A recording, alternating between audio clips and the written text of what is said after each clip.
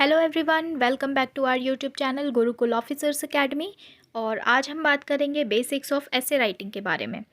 तो इसमें हम आपको बताएंगे कि ऐसे क्या होता है, ऐसे का स्ट्रक्चर कैसा होना चाहिए, इंट्रोडक्शन कैसे लिखना चाहिए, आपको बॉडी में क्या क्या इंक्लूड करना चाहिए, कंक्लूजन कैसे लिखना चाहिए। इसके अलावा भी कुछ एक दो क्वेरीज़ हैं जो हम एंड में डिस्कस करेंगे, तो इस वीडियो को एंड तक ज़रूर देखिए। सबसे बेसिक क्वेश्चन कि ऐसे क्या होता है। तो ऐसे में आपको किसी को कन्विंस करना होता है, किसी को मतलब रीडर को आप कन्विंस करोगे उस टॉपिक के ऊपर इंफॉर्मेशन देकर। तो वो इन्फॉर्मेशन आपको ए टू जेड कवर करनी है, कॉजेज़ देने हैं, इम्प्लिकेशंस देने हैं, इश्यू क्या है, करंट सिनेरियो क्या है, वे फॉरवर्ड क्या हो सकता है। तो ये सारी चीज़ें आपको इंक्लूड करनी है और एक इन्फॉर्मेटिव मटेरियल उसको देना है किसी भी टॉपिक पर।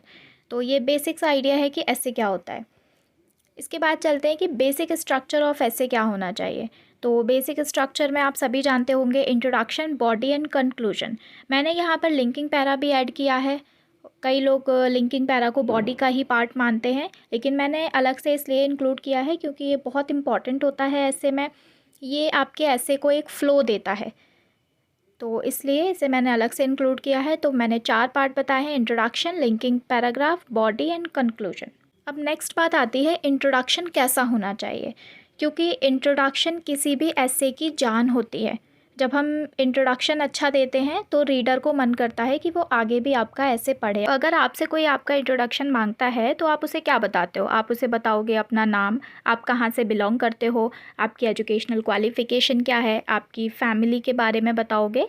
तो ये आपका बेसिक इंट्रोडक्शन हो गया।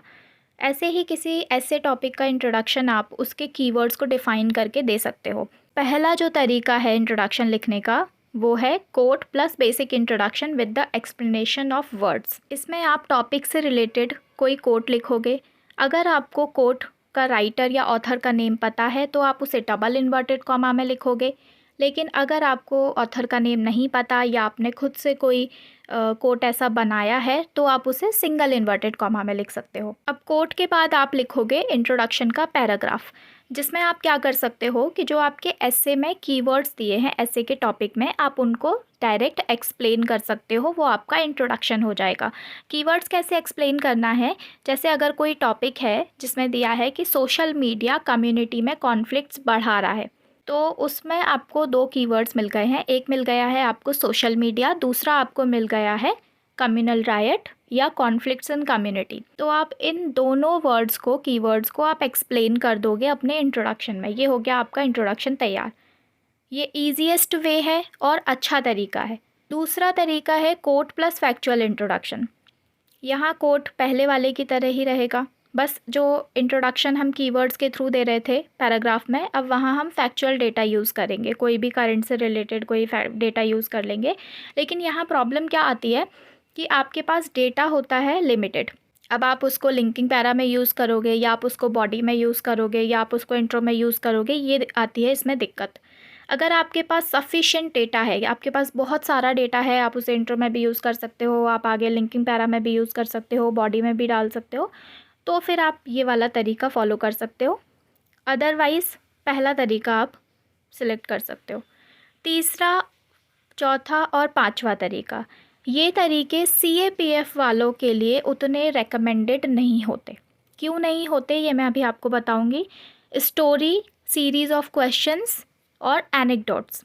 स्टोरी में सीधा सीधा आपको कोई भी स्टोरी बतानी है, वो रियल स्टोरी हो सकती है, वो आपकी इमेजिनरी स्टोरी हो सकती है, कैसी भी हो सकती है। एनेक्डोट क्या होते हैं कि आप कोई रियल लाइफ एक्सपीरियंस बता रहे हैं, कि आप किसी गवर्नमेंट ऑफिस में गए हैं, आपने वहाँ ऐसा ऐसा देखा, कि आप कोई भी किस्सा बता रहे हैं जो असल में हुआ है, वो होता है एनेक्डोट।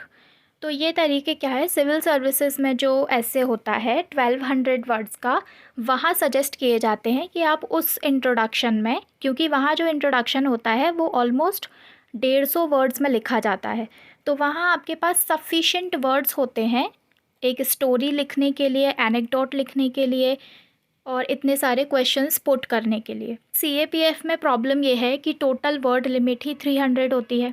अब उस वर्ड लिमिट में आप स्टोरी कितने में लिख लोगे? सीएससी वाले अगर 150 में लिख रहे हैं तो सीएपीएफ वाले एटलीस्ट 70-80 वर्ड्स तक तो स्टोरी चली ही जाएगी। एक था राजा एक थी रानी, दोनों मर गए, ख़त्म कहानी। इतनी छोटी स्टोरी तो आप नहीं लिखोगे किसी भी ऐसे में। आपको ऐसे का कॉन्टेक्स्ट उस स्टोरी के थ्रू समझाना है, तो आप एटलीस्ट 70 to 80 वर्ड्स की स्टोरी तो लिखोगे। तो इसमें आपके वर्ड्स ख़त्म हो जाएंगे बहुत सारे। इसलिए स्टोरी या एनेक्डोट वाला फॉर्मेट CAPF में सजेस्ट नहीं किया जाता। लेकिन कई बार क्या है, स्टूडेंट्स आते हैं और बोलते हैं कि नहीं, हमने टॉपर से बात की है या हमने टॉपर की वीडियो देखी है, हमने यूट्यूब पे देखा है कि स्टोरी लिखनी चाहिए, इंट्रोडक्शन में अच्छे मार्क्स मिलते हैं। तो देखिए क्या होता है, आपको भी पता होगा कि CAPF में कई बार टॉपर होते हैं जो सिविल सर्विसेज की तैयारी कर रहे होते हैं, तो उन्हें वैसे ही लिखने की आदत होती है और उनकी आंसर राइटिंग उस लेवल की हो रही होती है क्योंकि वो मेंस की प्रैक्टिस कर रहे हैं। CAPF तो उन्होंने साइड बाय साइड दे दिया एग्ज़ाम, लेकिन वो तैयारी कर रहे थे सिविल सर्विसेज की। आप ये मान सकते हैं कि उनकी राइटिंग स्किल अच्छी होती है। तो जब किसी की राइटिंग स्किल बहुत अच्छी होती है तो उसे ये पता होता है कि मेरे पास 300 की लिमिट है, मैं कितने में एक अच्छी स्टोरी लिख सकता हूँ, कंसाइजली लिख सकता हूँ। बात यहाँ आ जाती है कि कंसाइजली कैसे लिखा जाए। आप जो स्टोरी 70-80 वर्ड्स में लिखोगे, वही कोई अच्छी राइटिंग स्किल वाला कैंडिडेट उसे हो सकता है 40 to 50 वर्ड्स में ही लिख दे। और अगर वो 40 to 50 वर्ड्स में स्टोरी लिख देता है तो हो सकता है कि फिर वो पूरे ऐसे में जो भी ऐसे की डिमांड है वो बहुत अच्छे से कवर कर दे, तो उसका ऐसे बहुत अच्छा बन जाएगा। तो ऐसा कोई रूल नहीं है कि आपको स्टोरी लिखनी ही नहीं है, आप लिख सकते हो, लेकिन आप तभी लिखोगे जब आपको पता है कि मेरी राइटिंग स्किल बहुत अच्छी है और मैं ऐसे की डिमांड को रेस्ट ऑफ द वर्ड में कवर कर सकता हूँ। बाकी जितने भी स्टूडेंट्स हैं जिनकी राइटिंग स्किल्स एवरेज हैं या फिर एवरेज से बिलो हैं, तो उनको मैं यही सजेस्ट करूँगी कि आप पहले फॉर्मेट के साथ जाइए। बाकी तो फिर आपकी मर्ज़ी है, आप कोई भी फॉर्मेट सेलेक्ट कर सकते हैं।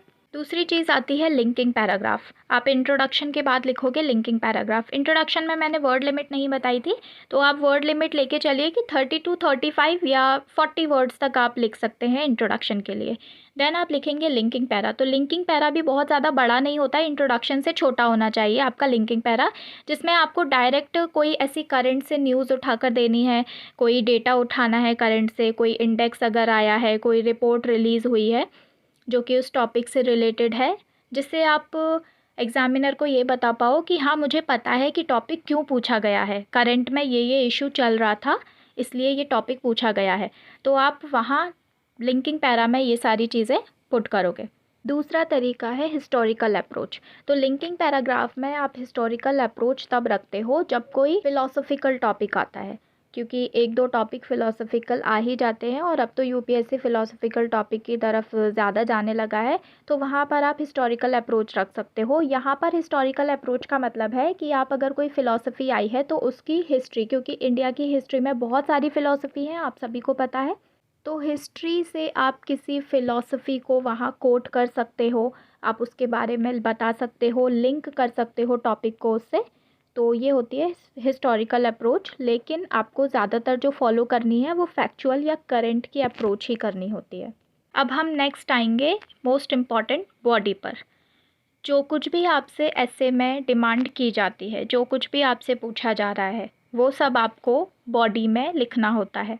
तो बॉडी में यहाँ आपको फर्स्ट फॉर्मेट दिख रहा होगा, जिसमें सबसे पहले लिखना है आपको करंट सिनेरियो।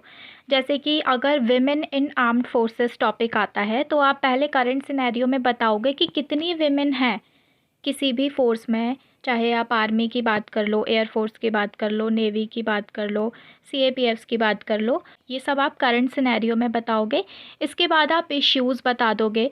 तो इश्यूज़ में जो भी प्रॉब्लम्स चल रही हैं डिफरेंट टॉपिक्स के लिए, वो डिफरेंट हो सकती हैं, तो आप वो सारी कोट कर दोगे।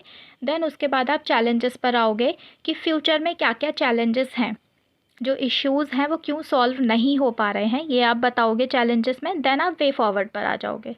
सेकंड फॉर्मेट आता है कि सबसे पहले आप करंट सिनेरियो बता दो, जैसा कि मैंने पिछले फॉर्मेट में बताया था।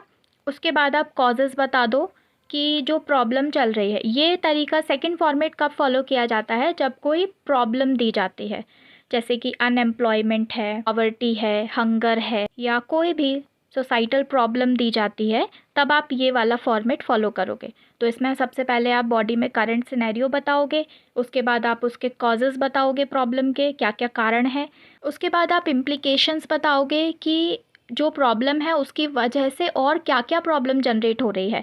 ऐसा नहीं होता ना कि एक प्रॉब्लम है तो बस वही प्रॉब्लम रहेगी, उस प्रॉब्लम की वजह से दूसरी प्रॉब्लम्स भी जन्म लेती हैं, तो आप वो सब इम्प्लीकेशंस में लिखोगे। उसके बाद आप गवर्नमेंट एफर्ट्स में आओगे, गवर्नमेंट क्या कर रही है फ़िलहाल उन प्रॉब्लम्स को टैकल करने के लिए। देन आप आओगे लूप होल्स कि जो गवर्नमेंट कर रही है उसमें क्या क्या कमियां हैं। देन आप उन कमियों के बेसिस पर ही बता दोगे वे फॉरवर्ड। ये आपका सेकंड फॉर्मेट हो गया। एस्पेक्ट जो है, एस्पेक्ट का मतलब होता है जैसे आपने कॉजेज़ लिखे हैं या आपने इम्प्लीकेशन लिखे हैं, इनको आप किन किन एस्पेक्ट में लिख सकते हो। ठीक है, एस्पेक्ट में सोशल है, कल्चरल है, पॉलिटिकल है, इकोनॉमिकल है, एथिकल है। अब अगर कॉजेज़ की बात करूँ तो सोशल कॉजेज़ भी हो सकते हैं, कल्चरल कॉजेज़ भी हो सकते हैं, पॉलिटिकल कॉजेज़ भी हो सकते हैं, इकोनॉमिकल भी हो सकते हैं, एथिकल प्रॉब्लम्स भी हो सकती हैं। तो ये सारे एस्पेक्ट होते हैं किसी भी कॉजेज़ को, इशू को, इम्प्लीकेशंस को बताने के लिए। ये डिफरेंट टाइप के एस्पेक्ट हैं। इसमें इंडिविजुअल, सोशल, नेशनल, ग्लोबल, कोई भी प्रॉब्लम है, कोई भी खासकर सोसाइटल प्रॉब्लम्स की जब बात आती है तो ये वाला फॉर्मेट आप फॉलो कर सकते हो कि इंडिविजुअल लेवल पर इस तरीके से इफ़ेक्ट हो रहा है, सोशल लेवल पर इस तरीके से अफेक्ट हो रहा है, नेशनल लेवल पर ये इफ़ेक्ट आ रहा है, या फिर ग्लोबल लेवल पर इस तरीके से चीज़ें ख़राब हो रही हैं। नेक्स्ट एस्पेक्ट आता है इसमें कास्ट, जेंडर, क्लास, रिलीजन और रीजन। देन है ancient, medieval, modern, post independence, contemporary. अब जैसे कोई टॉपिक आता है कि विमेन की कंडीशन इंडिया में कैसी थी और कैसी है ना, इस तरह का अगर कोई टॉपिक आता है, या साइंस एंड टेक पर भी इस तरीके के क्वेश्चन आते हैं कि जिन्हें हिस्ट्री से रिलेट करना होता है, तो आप वहाँ पर इस तरीके से चल सकते हो कि पहले आप एंशियंट के बारे में लिखोगे, एंशियंट टाइम पर ऐसा था, फिर मिडाइवल टाइम पर ऐसा हुआ, फिर मॉडर्न में ऐसा हुआ, पोस्ट इंडिपेंडेंस में ऐसा हुआ, और अभी कंटेम्प्रेरी में ऐसा चल रहा है। अब आती है लास्ट कंक्लूजन की बारी। कंक्लूजन में आपको, ये आपने सबने सुना होगा कि बैलेंस्ड लिखना होता है, लेकिन कई बार क्या होता है कि आप लोग जो आपने बॉडी में मेंशन किया है, आपने प्रॉब्लम्स बताई हैं, उनके कॉजेज़ बताए हैं, इम्प्लिकेशंस बताए हैं, सॉल्यूशन बताए हैं, आप वही सब कुछ लेकर रिपीट कर देते हो कंक्लूजन में। तो आपको ऐसा नहीं करना है। तो अब सवाल आता है कि कंक्लूजन में फिर लिखना क्या है। तो कंक्लूजन में आपको देनी है एक पॉजिटिव होप। अब वो पॉजिटिव होप आप कैसे देंगे?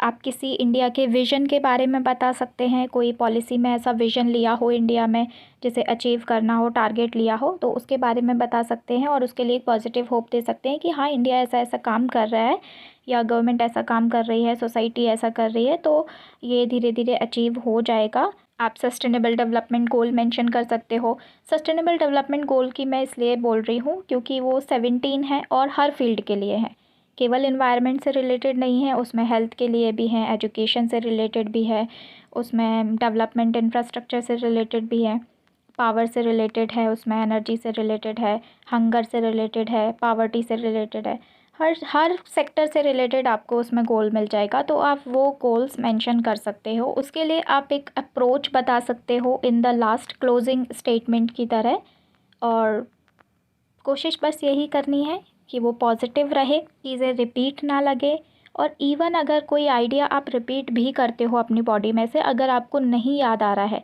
कई बार ऐसा होता है कि हमें नहीं याद आता है इन टाइम पे, तो अगर आप कोई आइडिया रिपीट भी करते हो तो कोशिश करो कि उसके वर्ड्स आप चेंज कर दो, एटलीस्ट सेम वर्ड्स में चीज़ें रिपीट मत करना है। ऐसे में 300 वर्ड्स का ऐसे होता है, अगर 1200 वर्ड वाले में आप चीज़ें एक हाथ दो रिपीट भी कर देते हो तो उतना फ़र्क नहीं पड़ता, लेकिन 300 वर्ड्स होते ही कितने हैं? 2 पेज, 2.5 पेज, किसी किसी के 3 पेज, और अगर आप 2 या 3 पेज में रिपीटेशन करोगे तो वो बहुत जल्दी पकड़ में आ जाएगा। कंक्लूजन भी आपको अराउंड 30 to 40 वर्ड्स का ही रखना है, बहुत ज़्यादा बड़ा नहीं रखना है। अब एक और चीज़ मैं आपको इम्पॉर्टेंट बता दूं कि आर्ग्यूमेंट के लिए वर्ड लिमिट होती है 300। कई बार क्या होता है कि हम 300 की लिमिट क्रॉस कर जाते हैं, हम 320 लिखते हैं, 310 तक भी लिखते हैं, कई लोग तो 350 तक भी लिख देते हैं। इतने बड़े ऐसे नहीं लिखने हैं आपको, पहली बात तो टाइम ज़्यादा लगेगा आपका, पर चलो मान लिया आप बहुत जल्दी लिख लेते हो, आपकी स्पीड बहुत अच्छी है, आपकी राइटिंग स्किल भी बहुत अच्छी है, तो भी आपको वर्ड लिमिट का ध्यान रखना है। क्योंकि अगर एग्ज़ाम में आपको वर्ड लिमिट दी गई है उसका मतलब होता है कि आपको उससे ज़्यादा नहीं लिखना है। अगर आप उससे ज़्यादा लिखते हो तो वो एग्ज़ामिनर के हाथ में है, हो सकता है वो आप पर पेनल्टी भी लगा दे। और यूपीएससी में कितने कितने मार्क्स की पेनल्टी लगती है ये आप देखिएगा, 30, 35, 40 मार्क्स तक की भी पेनल्टी लग जाती है। तो कोई भी ऐसा काम मत करिए जो इंस्ट्रक्शन के अगेंस्ट जा रहा हो। अगर आपको वर्ड लिमिट दी गई है तो उसका ध्यान रखिए। 300 वर्ड लिमिट में आप 270, 280 तक का ऐसे लिखिए, सफिशेंट है। एक और क्वेरी आती है कि हम फ़्लो चार्ट ऐड करें क्या, हम कोई डायग्राम ऐड करें क्या ऐसे में। तो आप कोई फ़्लो चार्ट ऐड कर सकते हो, कोई परेशानी नहीं है। आप जो भी फ़्लो चार्ट बनाओगे, अगर आप छोटा सा कोई डायग्राम बनाते हो तो वो आपकी वर्ड लिमिट में काउंट नहीं होता है, सबको पता है। लेकिन पहली बात वो टाइम कंज्यूमिंग होगा, तो उस टाइम को मैनेज करते हुए अगर आप बना सकते हो तो ज़रूर बनाओ। दूसरी चीज़, जो बहुत ज़्यादा इम्पॉर्टेंट चीज़ें होती हैं जो ऐसे में डिमांडेड हैं, है ना, अगर जैसे कोई प्रॉब्लम पूछी गई है तो उसके कॉजेज़ हैं, इम्प्लिकेशंस हैं, वो सब ऐसे में डिमांडेड चीज़ें होती हैं, उनको आप फ़्लो चार्ट में मत दिखाइए, उनको आप पैराग्राफ फॉर्मेट में लिखिए, वो आपके वर्ड काउंट में आने चाहिए। कोई अगर एक्स्ट्रा चीज़ है, आप किसी डेटा का रिप्रेजेंटेशन करना चाहते हैं तो ऐसी एक्स्ट्रा चीज़ों के लिए आप फ़्लो चार्ट या कोई डायग्राम बना सकते हैं। अब मैंने इतने सारे फॉर्मेट्स बता दिए हैं, एस्पेक्ट बता दिए हैं, हो सकता है आपको अभी लग रहा हो कि अब ये बता तो दिए हैं पर इनको लिखें कैसे। वो आगे की वीडियोस में जब ऐसे डिस्कस किए जाएंगे तो आपको धीरे धीरे एक एक अप्रोच सारी बता दिए जाएंगे, सारे फॉर्मेट बता दिए जाएंगे, सारे एस्पेक्ट बता दिए जाएंगे, किस तरह के ऐसे में आपको किस तरह का फॉर्मेट और किस तरह के एस्पेक्ट दिखाने चाहिए, बताने चाहिए, तो वो सारा कुछ धीरे धीरे आगे आपको बता दिया जाएगा। बेसिक्स मैंने लगभग सारे बता दिए हैं, क्वेरीज़ भी लगभग सारी बता दी हैं, लेकिन इसके अलावा भी अगर आपकी कोई क्वेरी है तो आप हमें कांटेक्ट कर सकते हैं। आपको स्क्रीन पर हमारी कांटेक्ट डिटेल्स दिख रही होंगी, आप हमें टेलीग्राम पर मैसेज कर सकते हैं, व्हाट्सएप पर कांटेक्ट कर सकते हैं, इंस्टाग्राम या फेसबुक पर भी कांटेक्ट कर सकते हैं। अभी के लिए इतना ही, मिलते हैं नेक्स्ट वीडियो में।